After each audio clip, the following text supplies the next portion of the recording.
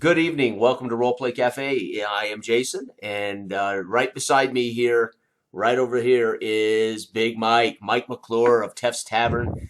Mike is an old friend, man. We gamed together, 8 years ago, 9 years ago, Labyrinth Lord. That's how we met locally here in town. And we've played on and off for years, played with us online. And we've had a few hamburgers and fries along the way, right? So it's been fun, man. It's been fun. And you've moved. I know that you're still in Montrose, but you've moved, right? Correct. Yeah, we Yeah, just moved across town. that's nice. Very good. Okay, so Mike is like the D&D guy, right? So tell me, first of all, what D&D edition did you start with, Mike? I actually dove in. We went to a yard sale and picked up.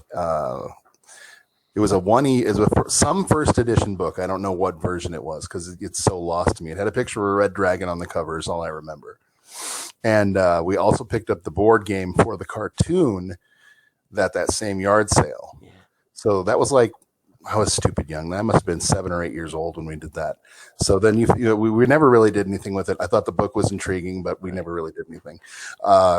About 12 years old, we used to have this big thing downtown where you could put your name in a hat and they'd pull drawings out throughout the night. And I happened to win $200, but it could only be used in town. It was like special Montrose bucks.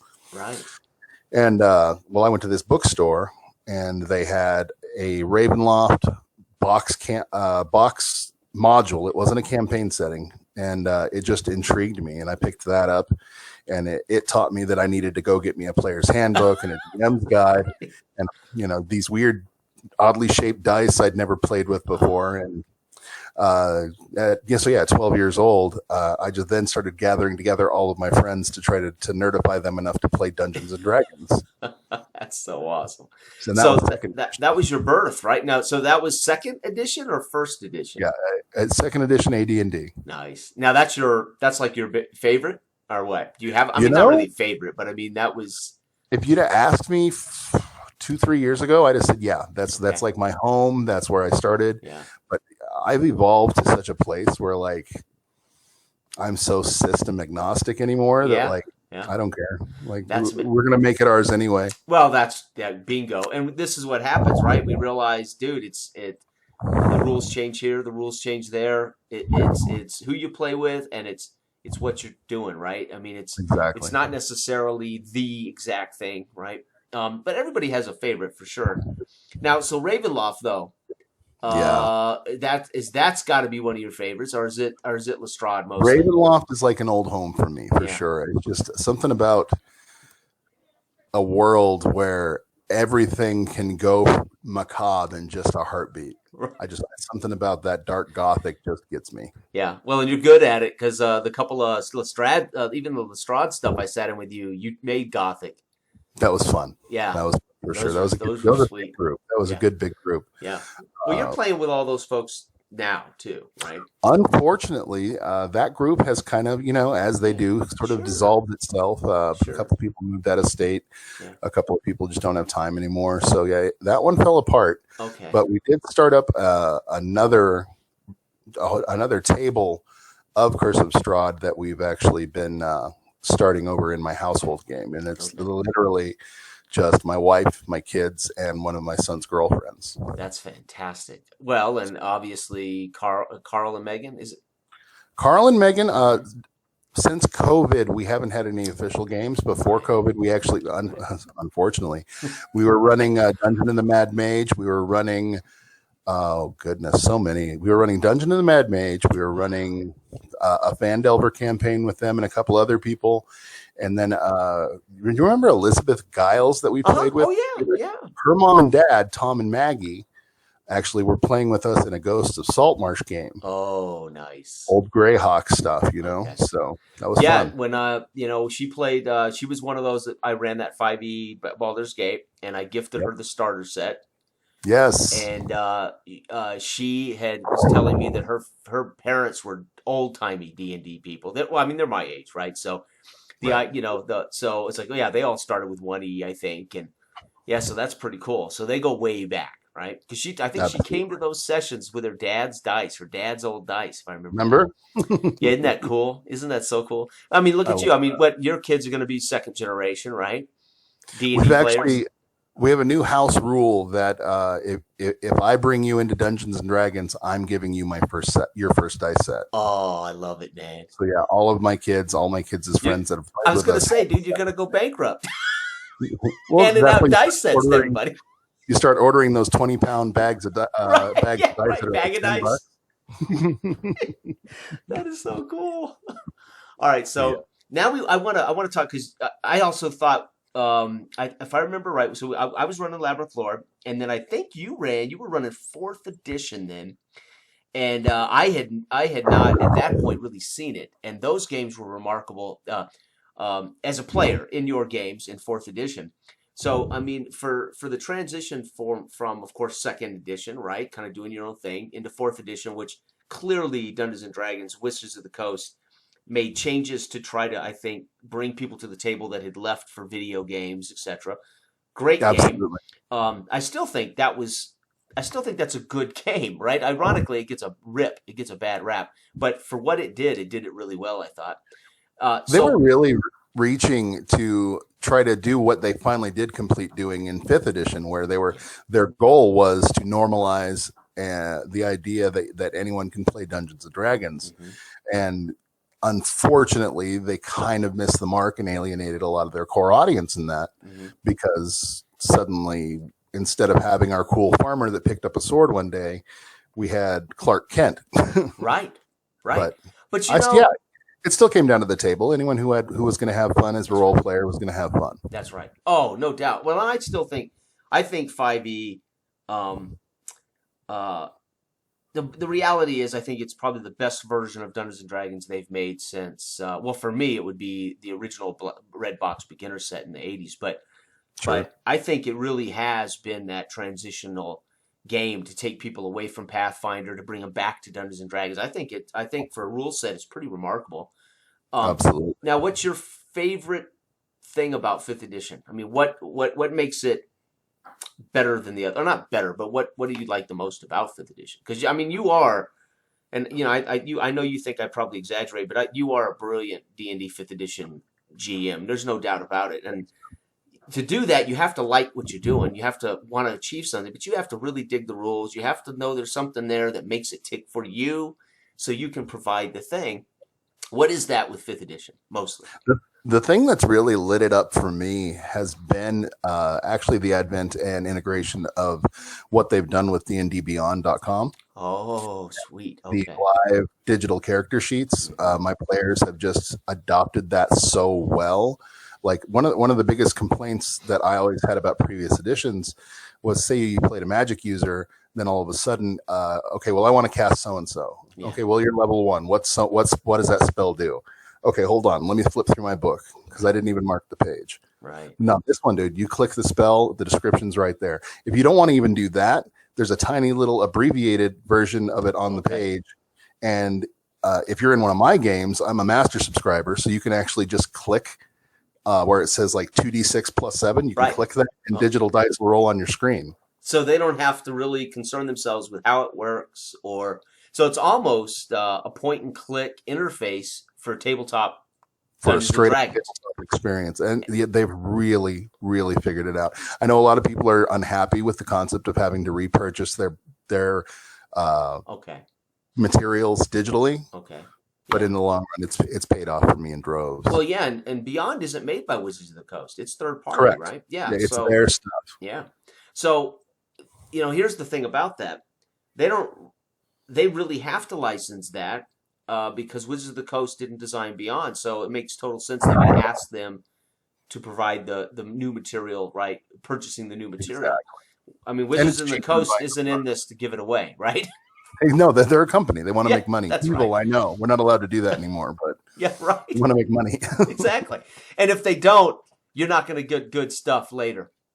I mean, if Exactly. they're not making money, you're not going to see the books. You're not going to see the support later when other avenues, even video games. You got Baldur's Gate 3 coming out. That's I the can't fifth edition, on and that. the new fifth edition D&D game that's coming out. oh my God, what are they calling that? That looks freaking amazing. Have you seen that? The new Tasha's book coming out this Oh no, was I it mean next? the PC fifth edition Oh, D&D game. Yeah. yes, I can't remember I the name can't off either, the top. but I mean these are based on they're the first two that are actually using the fifth edition rules that are computer And it's PC point and yeah, click. Yeah, which is again, you can't do this stuff without money coming in, right? To produce these beautiful exactly. books, etc. The That's development comes from that. now I got to also then bring up, and I agree with that. I think being an old school guy, and again, people who don't know, Big Mike was running fifth edition games with he and his father built this projection TV that projected up with maps, and it was unbelievable. And again, I'm still blown away by that. And you were running big tables, 9, 8, 7, 10 people, and it was truly remarkable to sit and see that device go. So you've always kind of been a state of the art, kind of above the I eight always want to ball. push it. Yeah, Yeah, so I when want to something push like it. Beyond comes out, it's like shit, finally, right? Because you were doing Right. stuff yourself basically before that. It's funny actually because that was my first edition of a digital tabletop for in person play, Yeah. and we've upgraded in a major way. We're gonna have to get you over to the house Oh, because you remember, I'm sure you remember that large square table that we used to play D&D at. yes, sir. Well, it has a modular leaf system in the middle where you can fold the leaf into the table itself. We simply built two extensions that would go on the end caps of that, and the screen actually sits down inside the table flush. Oh, so it's Table. flush. Yep, So I can spill my Coke right on top of it. right into my monitor. Yes, yes, you can. But I won't. I won't. Or you can throw your metal D20 right on top of it and watch me cringe in Yeah, agony. one of those 2.5 pounders, right? Cracks the screen.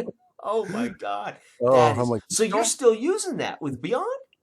yep. We use that with Beyond. In fact, I'm working on a bit of technology integration right now where between that and Twitch's integration with D&D Beyond, people might be able to watch my games live stream. Oh, And dude. to the point where it'll actually, if I switch to, say, Brianna Giggle Sprocket's turn in combat, it'll bring up her base statistics and character image on the screen while we're doing her stuff. Oh, Yeah. dude. And if That she is ends up awesome. using the in website dice commands, it'll Yeah. actually show her rolls with modifiers up on the screen. Oh, I So, love that. It's good. just like And Critical Role. that's also what helps teach the game, Exactly. right? Because people are hearing and watching, but then they're seeing in a way what transpires. I remember telling my wife years ago, honestly, there is no doubt that Dungeon Master Johnny is a pro. He should get paid for what he does. And I've Oh, said, and Andrew, despite people not liking him, DFC, the guy deserves to make what he makes. some stuff though, man. And you were Absolutely. the other one running fifth edition that I always said, dude, you run it like a pro, and you run it where everybody's freaking having a good time, and you're running the rules, which are what are important to Wizards of the Coast. That's what's important to the companies, that you're running their game, right? I mean, you're not calling it fifth edition and then running something totally bastardized. But however, that's going to bring me around for my next question in a minute. But what's so remarkable about that is this integration of technology. And again, for a guy like me, it takes me forever to. I'm just now messing with Roll20. I'm way behind the eight ball, Nice. right? But and that's still not my ideal. But it's this idea that now when you can integrate it not only with your local table, but then you can project it from your local table to Twitch. That would be remarkable because you're talking about live table, not this like we did today. We had a brilliant game of Peace today. Loved it, every minute of it. Oh, But it's a guy in Chicago and a guy in Baltimore and a guy in South Carolina and me here, and that's amazing. But if you could run your local table and project that, that's pretty cool. I mean, is that how that will work on Twitch? yeah. It's basically a cooler version of what Matt Mercer does on Critical Role. Okay, that's amazing. And I got to be honest, I have not seen Critical Role in a couple of years, so I don't know. I don't know, right? But that's very cool, Mike. Holy Yeah, I'm cow! loving it. I'm Now, loving it. now And tell of course, me, yeah, the go new ahead. house we moved into, they screwed up and gave me 2 living rooms. So we have our upstairs living room, and then we have the D&D room. Oh, So we nice. have a dedicated gaming room now. That So is yeah, I'm so completely good. spoiled. That's outstanding. Well, and your family's dedicated to it, so it's worth it. Yeah. Oh, they love it. Yeah, for sure. Yeah, it's outstanding. Now, I've got little Amazon baggies of new dice showing up for whichever child has ordered them about twice a week. but so you're using Beyond, but they're rolling dice? They prefer tactile dice. Yeah, Yeah. So I do. I mean, I do, but yeah, but that's cool. Holy cow. All right, now it's gonna bring me around to my next because I check into Tef's Tavern, and before I had gotten back on here a few months ago, I saw you were running Star Wars with Fifth Edition. Now you got to tell me about that, brother, because you found first of my all, we all info. love Star Wars. I mean, Star Wars is America's mythology, right? It can't Oh, be straight up. denied. It's now generations old, Yeah, dude, it's a and space western, and it is. yeah, Yeah, it's the story. yeah, it's outstanding. Yeah. So, what did you I do? just What I mean, happened. what were the changes you'd had to do aside from obviously IP, intellectual property, canon? But I mean, how did you make it do it? How did you do it? So there's a cheat. I'm never one to invent anything. So it's literally I happen to be in a Facebook group that dropped the link on me. It's sw5e.com. Oh, And nice. it's just a straight up Star Wars conversion for fifth edition Dungeons and Dragons, and they give you What? all the rules. They get rid of elves and dwarves and give you the Sure. hammerheads and the Jawas, and cool little racial and class integrations to put with each one. It's kind of awesome. They have a great crew system for starships Oh and my how ships gosh. work and piloting and starfighting and ship to ship combat. That kind of stuff is phenomenal. It's all just drawn out there. But what we did with it was, it's a Star Wars game, right? Yeah. So what I had, of course, I had to have an opening scroll for Right. every episode. Right. So that's probably what you found on Tef's Yes, Tavern. that is exactly what I found. Yeah. What I would do instead of reading a recap of what had done and happened in the previous session, I found a website that just creates a video of a Star Wars style scroll for you, Yeah. and we would open every Oh, dude. session with dinner, and I'd play the scroll. Oh, that's outstanding. Now, how long did you do And that? we probably ran 6 sessions of that Okay. pre-COVID, unfortunately, and then we Okay. got shut down. Yeah, because of COVID. Yeah, Not yeah, we not just played because in it person sucked. gaming. No, it was phenomenal. I We had mean, a really that's good amazing. time with it. So this Sean and face. his girlfriend were there. She'd Oh, never played a role playing game in her life, and he just kind of dropped it on her. She didn't yeah. even know what she was coming to do that night. I wish he'd have let me know that. Right, right, exactly, right. Oh my God. Well, that's the best test for your potential mate, Relationship. right? Yep, absolutely. If you don't dig the nerd stuff I dig, we got a problem, right? We're in trouble. Yeah. Marry a woman that's cool with the nerd stuff, right? Or the thing you dig, or you're in trouble, or vice versa, right? Absolutely. So, do they have a PDF for this, or is it a book? What? It's several PDFs. You can print. You've got licensing to print them out. And what we did was we took it a step farther because there's such an expanded wiki universe as far as Star Wars is Yeah, concerned. yeah. Well, you want maps of starships? Oh my! There's a million of them online. You are kidding me. How come Every I've not seen single. anyone running fifth edition Star Wars? I have no That's idea. I don't know how we didn't find it until now. I've always wanted a good yeah, uh, space opera sim role playing game, and Oh how I man. am the fifth edition, so that Yep. was just a Yep. natural and Well, and easy thing. here's the thing about fifth edition. So because I actually had the D20 Saga version of Star Wars, Ooh, which was basically D&D third turned Star Wars. I guess okay. D&D third turned Star Wars. Um, but fifth edition is a better game, I think, for the pulpy. It allows Mm, it's you know what I mean. It's more yeah. I think fifth edition is perfect for Star Wars. That's what's kind of exactly. amazing. And I've said this for years. It's Star Wars is the Western, but Star Wars really is space fantasy. You swords Oh and yeah, magic, right? Swords and magic.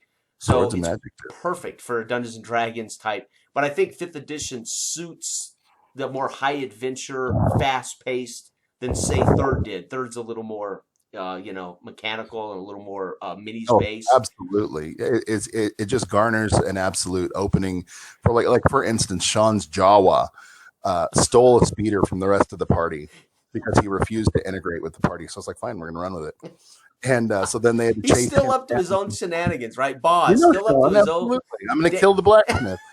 And yeah, Antisocial guys shouldn't play D&D. should not play socially required games together. Absolutely. That's So he awesome. takes off on this speeder and he's rolling piloting checks to dodge, them shooting at him. Right. So they hop in their ship and start chasing him down in their starship.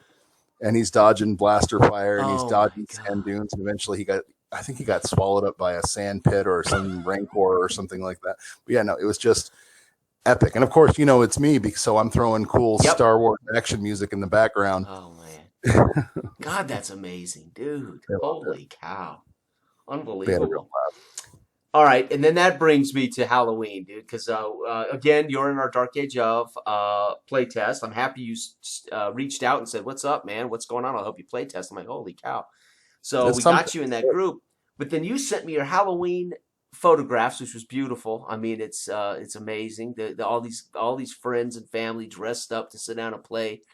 And I want you to describe to me how you set this up and what you did. Now I'll kind of, because we haven't talked about this, Fair but enough. Mike had mentioned they did this in past tense, and Oh, okay. yeah, and this blew me away, right? Because I've never done it as a GM. I've never been able to achieve it. I've never seen it as a player.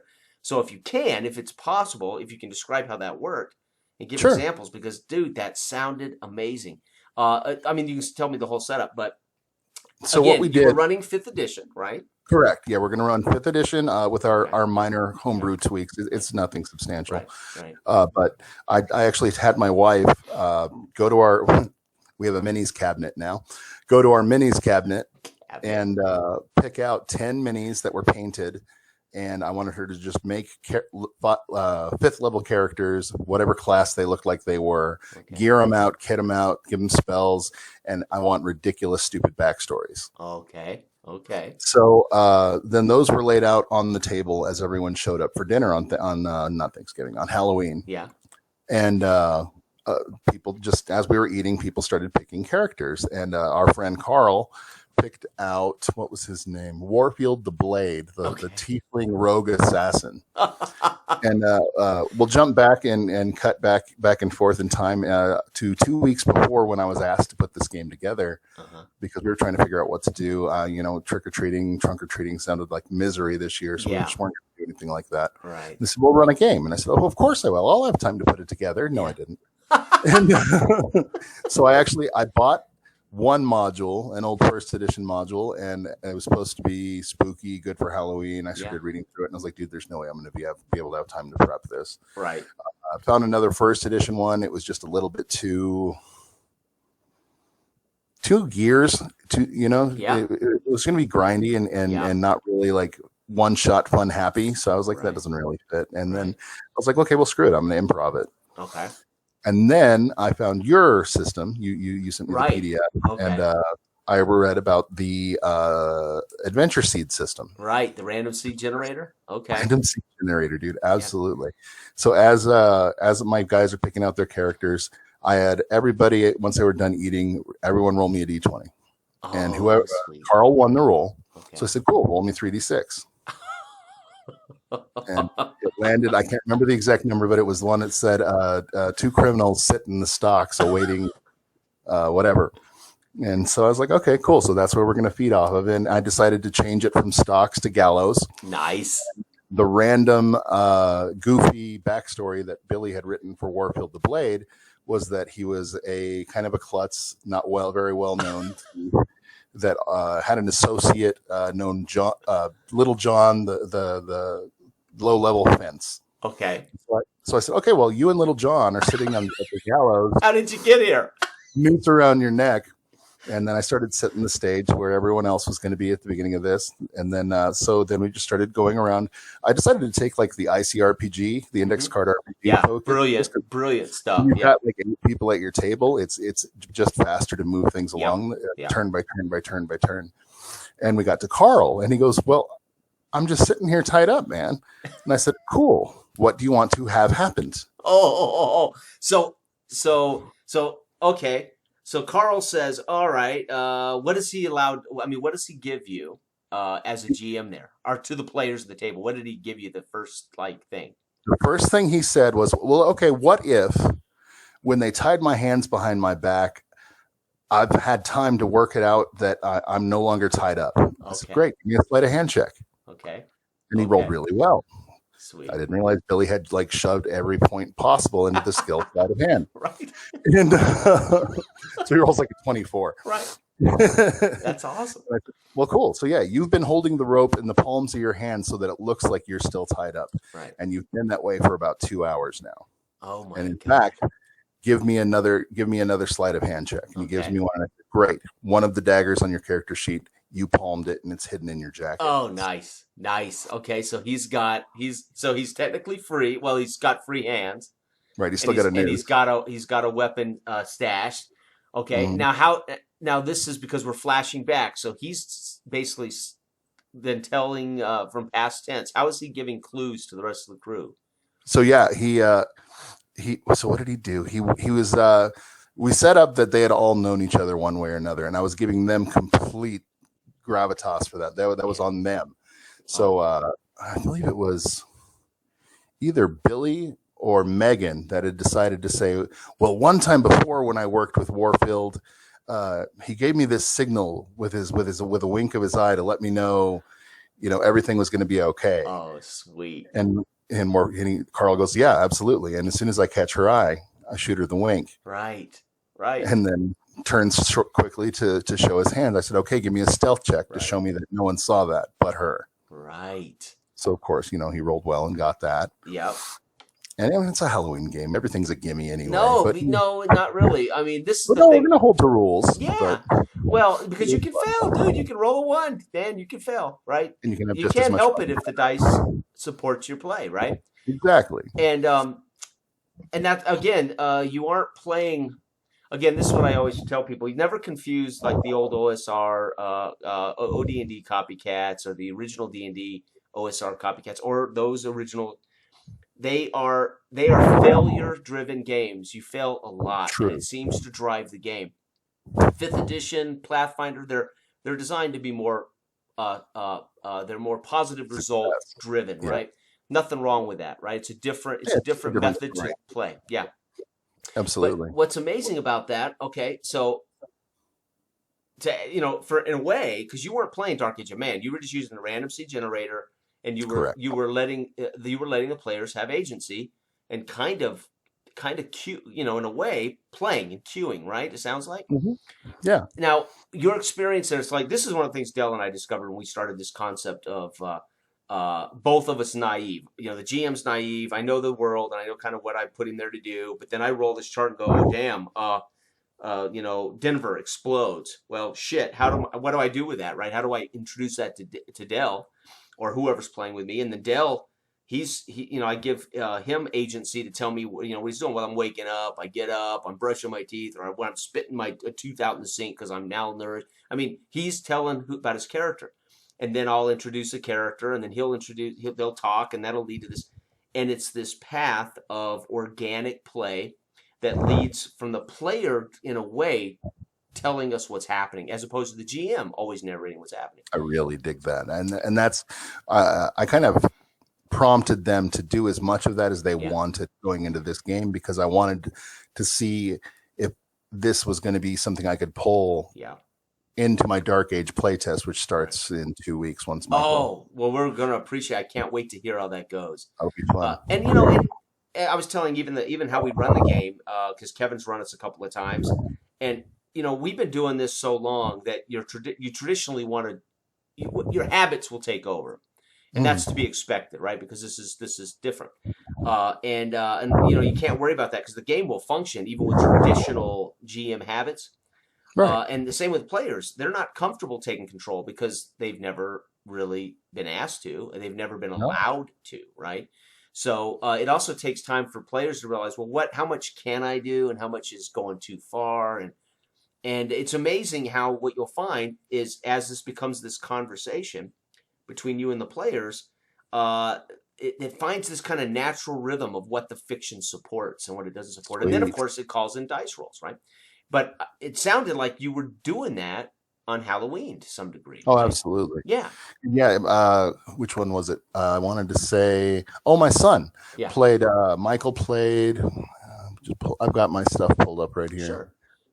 The name of the character, just because I don't know why I'm stuck on that idea. Oh, Falder Smoothhands, the gnomish gunslinger. Nice. He had a sniper rifle, Oh. but of course he's a gnome. Like that's going to stick out like a sore thumb. So he's got his pistol So does he hidden. carry it like this? Because he That's what I can't was saying. carry He it says, on his "Well, no. back. What if when Warfield was sneaking through here on the job that he got caught, he set up my sniper rifle for me?" Oh, I said, nice. "Oh, cool, wonderful. Warfield, you're going to have to give me a climb check. So go ahead and give me acrobatics and strength to get up the Yeah. wall when you were moving through the darkness, and it's going to be in stealth. So give me a hide check. Oh, nice. And we're going to have to run a few rounds of luck and chance to see if maybe anyone came across it or if you hit it well enough." Right. And Yeah. nope, yep, the sniper rifle's up on top of the inn right over there. So you now, Michael, your character needs to get up that thing. Let's go through a little bit of a contest to get you up the wall. And man, did he fumble that! So by the time combat, the whole idea was that he was gonna trigger the whole escape attempt Yeah. by shooting the noose rope, but he was stumbling so bad getting up that wall that by the time combat broke out, his hand was on top of the Right. top of the roof. So he was the one piece of the puzzle not yet in place. Exactly. Oh, that's perfect, dude. And this is the thing I was telling Dell. Like, our system is designed to be so stripped of all that stuff that all we're doing is proving, in a way, pass fail. I mean, there's no stalemate in our system. You either succeed and wound something or get something, or you fail and you suffer. But the goal, in a way, is to use the die roll to prove it's true, right? And that's in a way, that's kind of what you're doing. Prove it's true. You got to make this climb up to the thing. Prove that that's true, right? In a way, right? Absolutely. That's amazing. And here's the thing: you did it with 5th edition. Mhm. It works, right? It doesn't make any difference, right? What system you're using, right? And that's why I always call myself now. I'm system agnostic. Yeah. But I mean, I think 5th edition is comfortable for you and all your Oh, absolutely. right. So I'm assuming you don't run anything else, really, right? You homebrew 5e or you run 5e straight up, right? Until very recently, that was true with all of my local games. We were Yeah. running 5e on everything. I kept trying. I've always had this like intense fascination and love with the Warhammer 40K lore. Mm-hmm. Just, that dark, grim fantasy in space. I've Mhm. always thought that was incredible. But all of the tabletop games that they've written for it are so crunchy. Like, it's just like, I don't need a 10-page character sheet. Never mind. Right. I'm not going to run my guys through a Right. 450-page Right. player's handbook. No. Well, I'm So telling never- you've got to see Warlock if you want to run a Warhammer that is super smooth and you got to do Warlock. Okay. I reviewed Warlock on this channel, and I actually ran my local group through Warlock, and that's a great game. That would allow you to run Warhammer super simple. Oh, sick. I'll look into it. With a D20, dude, with a D20.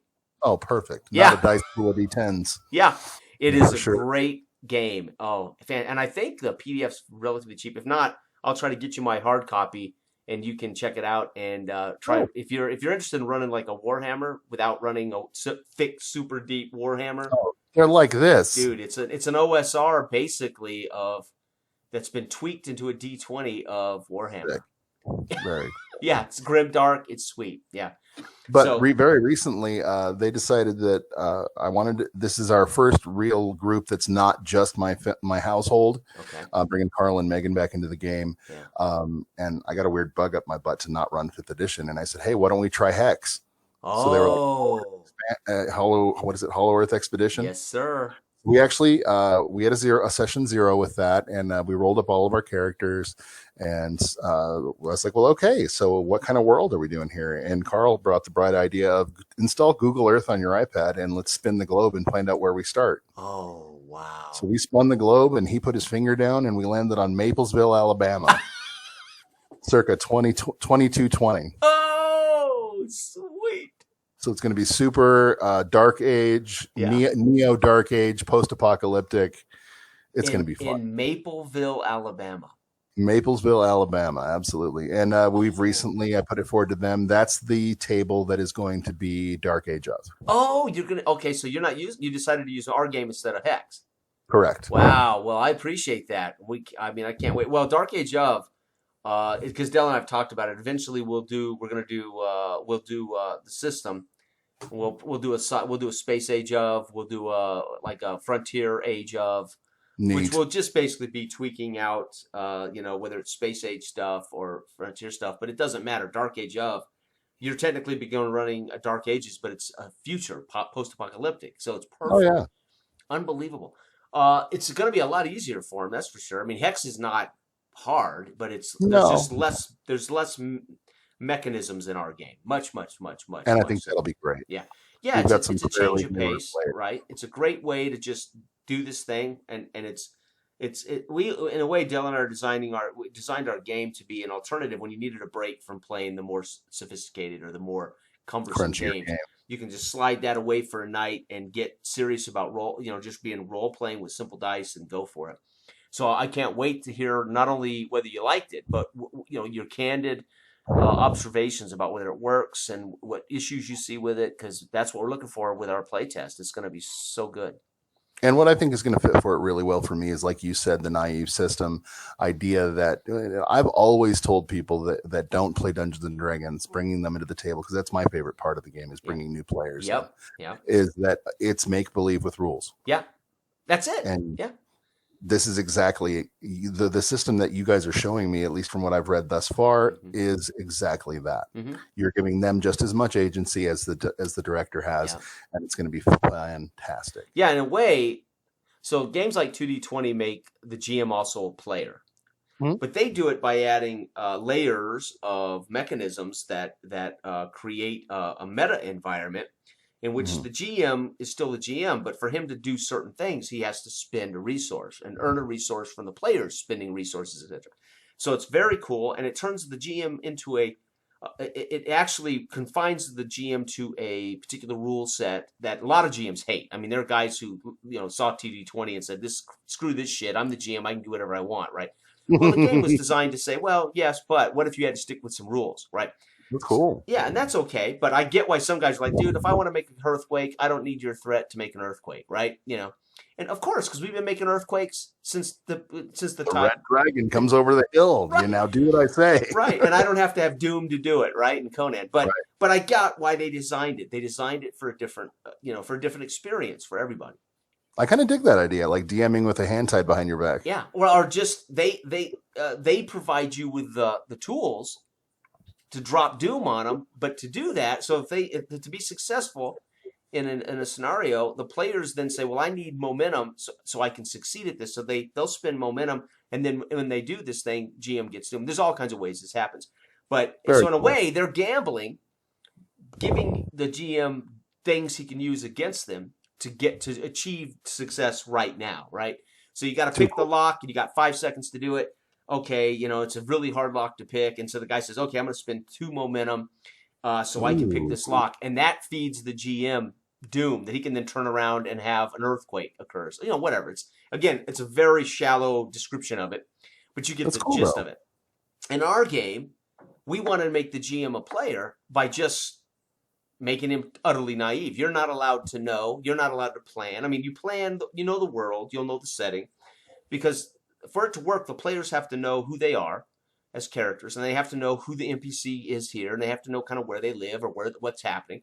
But that's just context. That's the setting. But then the goal is for the GM to, basically say, okay, so you got this vague goal. It looks like the head of the town is asking you to go pick up what he heard was an old derelict truck, that we need to haul crops. Perfect. It's just some crapola made up, right? It's just a goal. Well, the players set out, and then you roll that random seed, and that random seed says bandits have invaded a local farmstead and are burning the crops.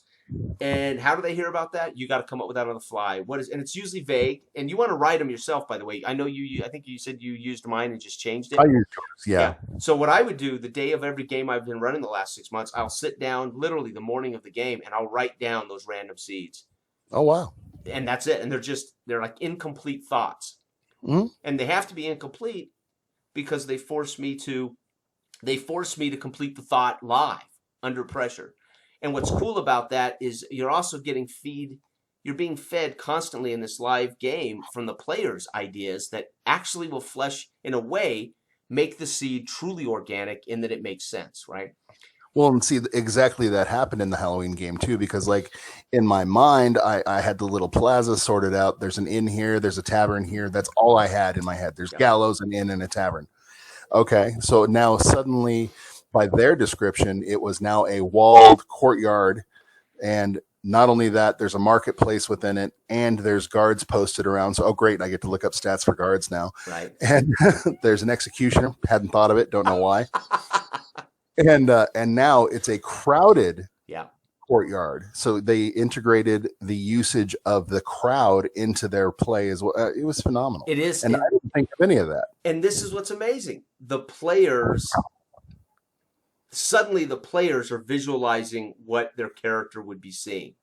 Mm-hmm. And here's the thing. So I had somebody say, well, you're just making shit up. We're always making shit up. When I buy Ravenloft, some writer made that shit up. It's just written down now, right? Terry Hawkins, yeah. So it's just like in Thor, the Avengers movie, where they tell Thor, Thor says the name of some planet they need to go to, and he says that's a made up word, and he goes, all words are made up. But I mean, so here's I made the a thing. video years and years ago. That's right. It's one that I looked like I was ranting on, and it basically comes down to it. Once again, guys, there's no wrong way to do this. That's right. And for me, this is so there has to be truth. There has to be a reality to it. But that reality, it can be vague, and then once it's mentioned, once the GM says, yeah, there's a tavern about 30 yards west of you, and it's 3 stories high, and it's run by Grandma Johnson. That's now real. It might as well have been written down in a module beforehand. I can see her in my head. Right. So now that's real. We can't change that, right? That's a truth. So we can't change that now, but it didn't exist before I just said it. Exactly. Right? Okay. So the goal, of course, is not to then create an environment where you're constantly destroying the PC's successful chances. It has to be based on something. But this is the thing. Somebody said, well, you can't just play that way. Wait a second. When you read a module, it says that west of here, 300 yards, is Grandma Johnson's Inn. Yeah. The minute I say it, it becomes reality. What does it matter if it was written down and I read it and studied it and prepared it, or whether I said, okay, when Joe says, hey, is there an inn around here? Yeah, about 300 yards, Grandma Johnson's Inn, right? As long as you maintain the continuity of it, it's as real as it needs. Bingo. And when the players say something, right, that stays within the fiction, that can be that instantly can be incorporated into as real, right, as what anyone else says, because then it be true. So when the guy says, well, I'm going to head over now, I'm looking around for the blacksmith. I want to go over and get a horse over there. I can see it, whatever. Even if you give him that much agency, maybe you don't want to give him that much agency, but right, it's okay. How hard is it to say, yes, there's a blacksmith over there, right? Right. Or you know what? We got to make a luck check here to see if indeed there is a blacksmith there, right? Because you're asking me versus telling me, right? So part of the fun of it is just watching how much players start, when people talk about why do players get frustrated and they feel like they're railroaded, or why do they get frustrated and hijack the session? I think mostly it's because I think it's because they aren't compelled to be in the environment live. Exactly. And when they're in the environment live, they're not concerned about what they can and cannot do. They're not concerned about whether they're being told something. So I'm finding that it's been liberating not only for me as a GM, but I think it's been liberating for players to some degree, that they're like, wow, this is I'm the one that I'm the one that's motivated to decide if that's important to me, right? As opposed to saying this is the goal, this is what you got to do. And it's fascinating to watch how I've just had more fun as a GM the last 6 months than I've had in a long time. And for me, because it is a shared kind of imaginative thing that's occurring, right? Well, it's going to force more table cooperation. I always kind of judge myself on how often people get up to go to the bathroom, go have a cigarette, or go grab a snack. That's right. Because if they're so in character that they forget they need a snack or a soda, then everyone's in. Oh, yeah. Dude, on Halloween, nobody got up. Unless I called a break, nobody got up. Yeah. Today we went 4 hours online in peace, and dude, it felt like an hour, and we never once stopped. No bathroom breaks, no. And you know what? That's become it's a difficult and rare experience. And peace. This is Robert's game. Peace is not simple. I mean, this is it's mechanized and it is got some crunch. But the irony is it's one of those things where you think, oh, there's some layers here, there's some crunch here. But once you know it, it's pretty remarkable. But Oh, this was an experience that was truly remarkable today. 4 hours. It didn't feel at all like that. And again, partially, we were invested because I really think this is a brilliant game. But it just the nature of that feeling and exactly what you said, dude. Guys aren't saying, "Excuse me, bathroom break." Guys aren't cracking jokes outside a game.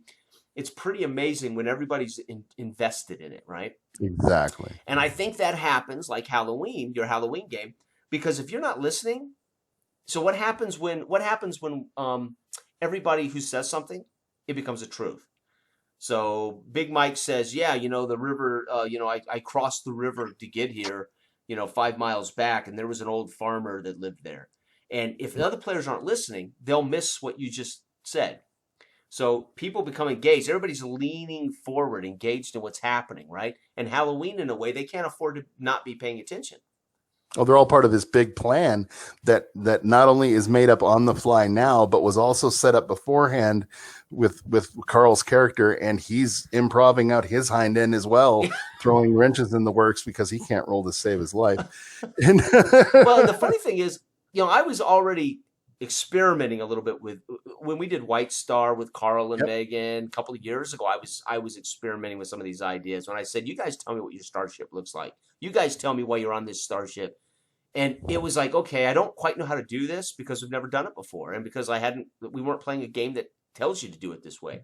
exactly. And it wasn't the system that affected whether we did it well. We had just never done it before, and it was pretty remarkable then, I thought, right? It was a lot And of fun. I've just slowly over the years started to say, okay, I want to be liberated to do this. As a GM, I don't want to have to spend my time making these amazing things. And as you well know, no game survives contact with the players. So you Ever. bust your ass to write this thing that you really don't want to make them go through, but you want to have something done for them.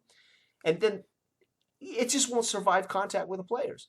It won't. So They can't. make less. This is why Index Card RPG is so popular, I think, because he liberates the GM, right? He really does liberate the GM, I think. Yes. And so we're seeing a trend here with guys going, "Hey, we like this system. We like the D20. We like this kind of thing. But what if we make this easier for the GM to roll with things quickly and fast and create right there a room with a 13 difficulty? Doesn't matter what the hell they do in that room. Everything's a 13 difficulty. 13 up. Yep. And you're like, dude, that's crazy. That's generic. That's horse shit. Dude, that's what you're doing anyway. Right? It's just the GM hides behind the thing and says, roll the die. And it's still a 13 difficulty. Well, and I've actually integrated that into our house rules recently, probably within the last year or two. I got tired of I rolled a 17 and then they wait and stare at me and I say, you hit. And then they roll damage and say, I did 6 damage. Or I can say, okay, you want to hit the snake guy? You got to roll over a 14. Yeah. And then Megan stands up from the table and says, dude, Megan's always standing up. I remember all Megan ever did was... Remember? That's all she does is play standing. She'll stand up and say, oh, I rolled a 17. I draw my sword back like this, and I get underneath this whatever, and I shove it down the thing. And Yep. You've liberated them to tell their story, baby. That's the key. And they have more fun with it that way. Yes, of course. And let's face it, the hit-miss thing, it turns it into turns. It turns it into a board game. So, yeah, I mean, what you've done is you're liberating them to tell how this thing goes down, right? As opposed to being waiting for the GM to narrate everything, right? Mm-hmm. Yeah, so... I mean, and I will, but you're going to sit here and stare at me talk for 4 hours? That sounds boring. Well, and I do think players spark me, right? When they're doing their thing, all of a sudden I'm now inspired to take that piece and roll with it, right? It's amazing. And so we brought one of my son's friends into a game. It's his first D&D campaign, and what was it? The Hidden City, the Hidden Underground City. It's an old first edition campaign, and he decided there's this one room, like for no reason, because first edition Moldvay was insanity. Yeah, they put this room with pixies and fireworks in it. So my son's friend decided that, okay, we're going to make these into bombs. Oh. So, okay, we went through all sorts of checks and balances, and he blew his hand off once or twice. And so, okay, now you've got hand grenades and flashbangs and that kind of thing. Yeah. So, hey, yeah, no, give them the agency, let them run Yep. with it. You're Yep. still going to have fun. Don't Oh be yeah. so stuck on your That's right. stuff. That's right. Well, and the funny part is, what is the story, right? What is the Right. story? The story is what happens in the game. We tell it later. It's not that we're trying to tell a story, Yeah. right? And you could even be playing Curse of Strahd, and then one of your characters decides he's going to pull a laser pistol out. Chris Perkins is not going to come kick your door down and tell you you're doing it wrong. In Right. fact, he'll probably want to hear about that. Yeah, right. Exactly. It depends on. I mean, it depends on the nature of your table. I mean, if I'm playing Yeah. old school fantasy and someone pulls out a laser gun, I'm going to be a little, but No, dude, come on, that's not really genre specific yet. right. But it depends on what you're doing, right? Exactly. But the agency is there, and like I said, as and my first experience was when I ran our local. I ran you guys in White Star, and I started saying, how can I get the players to take agency over the starship and over why the hell are you out here? What are you guys doing? And you guys made this brilliant thing, right? And you guys made the starship, and then how you needed to do this thing, and it's like, wow, the reality is, why is that less valid than something I tell you, right? You guys are in space in district, system number 6852, and you're working for the colonel, versus asking the players, right? And then you're like, Right. okay, this is as, and now the players are invested because it's their thing they've invaded, right? World. Yeah, it's their thing. And when they And guess go, what dude, else it this does? sucks, this is boring, dude, you're the one that told me you were working for the colonel. Make it cooler. Right, make it cooler. What's wrong with you, man? Right. And then you didn't spend 6 hours prepping and planning something that didn't get done.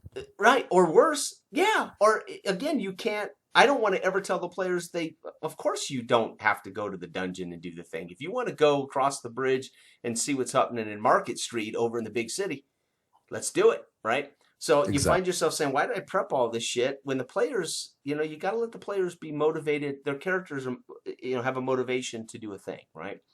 And I think what happens is they get invested in the characters, they get invested in this shared fiction, and now suddenly they even care. Right now, they're even more interested than it just being fun. They're actually concerned about saving the little girl, right? Rescuing the little girl and getting her back to the king, right? When You it know it. when before it was like, it's kind of a lark, but they've invented this little girl, they've invented this thing, and now they're like, oh damn, the little girl's, this is dangerous. We've got to save her. She's the princess, and you don't know where it's going to go, right? And now they're all invested seriously in protecting the princess. You don't know what's going to happen, right? But Right. it's something that can be done, I think, with fifth edition. It can be done with anything, right? Mhm. And I think the more you know the rules, and the more the players playing with you know the rules, the easier it is to call up the random seed generator, because they aren't foreign to the fifth edition rules. You're not foreign to the fifth edition rules. So all you're changing is your methodology for how you roll the dice, or how you empower a shared table where what they say is as legitimate as what you say. Absolutely. Yeah, it's pretty neat. And the dice are still going to dictate the truth. I'm leaping off the wagon to tackle the driver on the other wagon, and the DM says, Cool. "Oh, dude, you're moving 45 miles an hour. Roll the dice. Let's Yeah, see well, if you that body do." check, what you did. Right? And they roll a 1, and you go, "Oh, dude, you're Oh, trampled under dude. the wagon. That's it's four, it's 4 dice 6 hit point damage. Oh my, whatever, Three whatever, wounds right there, yeah. And they go, dude, that ain't cool. I'm not the one that leapt off the wagon, right? You're the one that leapt off the wagon." You wrote it, dude. Right. I don't know why you did that. That's right. Exactly. It's pretty cool. That's amazing. Yeah. So, that's your plan, right? So you're going to be running fifth edition with the family, and you're going to try a little Dark Age of. Yep, Dark Age of Nice. Maplesville. Nice. That's unbelievable. Holy cow. Well, I tell you, man, it is good to see you, and I'm thrilled to have you in our Dark Age of group and playtesting, and hopefully when COVID and all of our lives get somewhat back to normal, we can get together locally, and we'll have a burger and fries, and we'll get together and game some again, and I'll get you you at the know. table again, Oh heck guaranteed. yes, brother. I mean, it is a always a remarkable thing, right? Because I'm always amazed at how you handle 10 people too. It's truly remarkable. It You should see what I can do with 4. Yeah. The funny thing is, you really haven't had a chance to do that much. Right. right? Yeah. No. Yeah, My table. That was the first time I've done a big table in 2020. yeah, The biggest table I've been running before that was five. yeah. Okay. Well, five is almost perfect with a party, right? When you're Right. like traditional D&D, you get five guys, you can do a lot of campaigning with five good characters, right? Four's my sweet spot. Yeah, Three works. Five's okay. yeah, yeah. But I think every game I was at your place, man, it was seven, eight, nine people. It was 7 to 10, amazing. man. Yeah, it was Absolutely. amazing. And you ran them, dude. You ran them perfectly, man. What I could never, what the thing that always amazed me about you with fifth edition is you understood the how to make the game dangerous, and you understood how to make the encounters, in my opinion, anyway, make the encounters dynamic enough that we were all pushed to our limits. Right. And this is the thing about fifth edition. We talk about how it's heroic. We talk about how you're like, as you said when we started this conversation, that you're heroes in fifth edition. Well, Right. that's great, but heroes can be pushed to their breaking point, and you Oh, that's always always the best had part the of the movie. balance, man. It was amazing. When Spider-Man gets his mask messed up and he's got the bruises and he's got the soot on his face, Hmm. that's the best part of the movie. Yeah, yeah. When So, yeah. he's pushed to his, and you don't know, you don't know if he's gonna make it. But I mean, I'll never forget that fight we had, in the underground, the water. I mean, it was unbelievable. I think, who was it? Was it Sam? I think Sam as the paladin went down twice, Yeah. and I had to decide: do I fight or do I heal this guy? I mean, there's these moments that make, and again, this doesn't happen in old school because in old school you're dead. But in Yeah. fifth edition, the death save makes these strategic, tactical, tough decisions. But it was. I mean, I honestly thought, and I own the books. I read the books. I ran the Baldur's Gate stuff, and there's no doubt. Uh, Fifth edition has those elements, but the guy running it has to know that. I won't even say math, but I guess math is one of the big challenges, right? To get the math It's right. it's a mathematical. It's a, what do they call it? It's a an exact art and a simple science. Yeah, Yeah. yeah, yeah. And I was always floored by how amazing those combats were, right? And because you had a big table, they could have waylaid. I mean, we had a big party. I mean, you could have waylaid your if you just followed books or if you just Oh, threw some absolutely. stuff there. And I thought, dude, this is always. And we were already heroes, and somehow they were always magnificent in encounters. Unbelievable. And there's no. That's why I won't. I don't run fifth edition because I would either be way underpowered or way overpowered or yeah. So I think there's a magic to it, and fifth edition can do it, right? I Right. mean, they were lethal. I mean, I think I was almost dead more than once as that little wizard in my little That's right. dwarf wizard. I've still got that character sheet actually. Isn't that awesome? That's so awesome. Heck Man, that's good. Well, anything else you want to add, my friend, to this conversation? No, Yeah.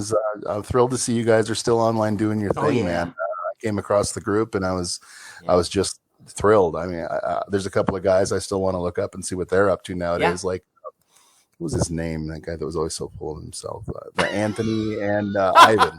Right, See right, what they're yeah. doing. Right. But heck yeah, I'm Exactly. thrilled to see you guys still doing Oh, your right thing. now Dell's playing live with Ivan right now. Mm-mm. That's streaming. Yeah, they every Thursday night they stream Astonishing Swords and Swordsman of Hyboria. Oh, I'm looking that dude up. Yeah, Forget so about it. right now Ivan Mike 1968 on YouTube. They're playing live right now. Yeah. Sweet. Yeah, so that's with Jose and Eloy. Those guys are great. I was with that Thursday night group for a couple of years, and lately with my football game and some of the stuff I was doing, I pulled out of that Thursday night game. We just weren't, I think everybody needed a break, etc. So I pulled out of that. But they're playing, man. They're still going strong, that Thursday night group. But they're playing. I don't know if you know Astonishing Swords. It's like a 600-page first Right. edition Conan type game. Pretty Yeah. cool. Pretty cool. And intense. I mean, there's layers of rules there. But yeah, once you learn rules, games aren't It's not complicated that once you know them, right? right. They're complicated until you learn them, like a language, You right? got it. Yeah, French seems really tough until you learn how to speak French. Dude, we speak English. That's ridiculous. True. The hardest So, language in the world because one word can have four different meanings. and the rules matter unless they don't. Yeah, so true, man. Man, That's Mike, it. it is great to see you. I'm happy to see you've recovered, right, and that you're kicking butt. And congratulations. I think you were also promoted at work, so congratulations, man, right? Because that's it's nuts. Are you traveling as much? Oh yeah, I still drive about 1,000 miles a week, but it's been fun. Oh, dude. As long as the weather's not too bad, I don't Right. mind. I still love the windshield time. I get to listen to D&D novels on tape. Right. That's right. Yeah. Or your favorite podcast, right? Podcasts. Yeah. Oh, and you know how much stuff I steal from other podcasts? Come on. That's what they're for, dude.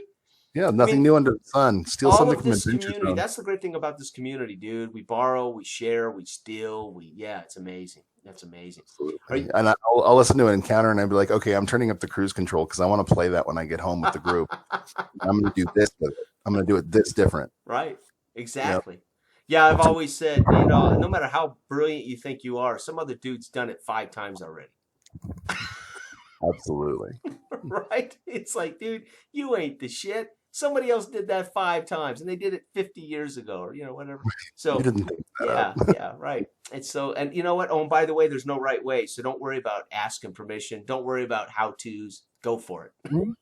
Go do it. Right? Do any of your kids run games? Actually, a funny thing, my youngest has actually started doing homeschool this year due to everything going on. Yeah. And they're in the gifted and talented program. And part of their outreach for that was they had to figure out a project to work on between now and April that somehow integrated math and organizational skills. Oh, dude. So we're learning on a weekly basis how to dungeon master, and they're going to create a world, present it, and at least run 1 or 2 games before the end of the class is over. Oh, that is so cool. And this cool credit. I've often said role playing games, man. I mean, they teach us all kinds of things as well as how to just be socially capable, right? I mean, kids need that. And I keep thinking the worst thing I think about COVID is kids don't get the school experience for socialization, right? I mean, it's got to be Absolutely. hard because, I mean, if this was the future and kids only learn from their computer, when do they get that socialization? So again, it's fascinating. I don't know how that's going to go, but the future is going to change. Things are going to change. We're going to have to adapt to many different things. Oh yeah, we're going to And we rewrite the can book. we can pout about it and whine about it, or we can kick ass and accept it. Exactly. Yeah, we'll just rewrite the book. Yeah, brother, that's exactly right, man. All right, my friend. Well, thank you for joining us, and I'll be talking to you again about Dark Age of Man shortly, and we'll meet here locally soon, I hope, and get some stuff done. So don't go Absolutely. anywhere. I'm gonna stop our recording. Thanks for watching. Those of you who do, again, this is Mike McClure of Tef's Tavern on YouTube, an old friend and a fantastic gamer. And thank you for watching. Good day.